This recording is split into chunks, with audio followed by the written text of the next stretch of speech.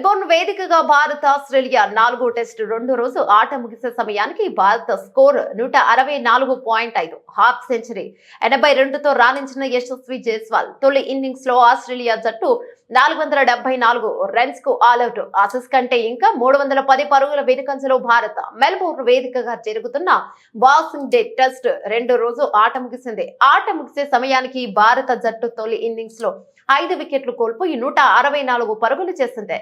Team India బ్యాటర్లలో opener Yashasvi Jaiswal half century 82తో రాణించగా విరాట్ కోహ్లీ 36, కేఎల్ రాహుల్ 24 రన్స్ చేశారు. కెప్టెన్ రోహిత్ శర్మ మరోసారి నిరాశపరిచాడు. కేవలం 3 రన్స్ కే పెవిలియన్ చేరాడు.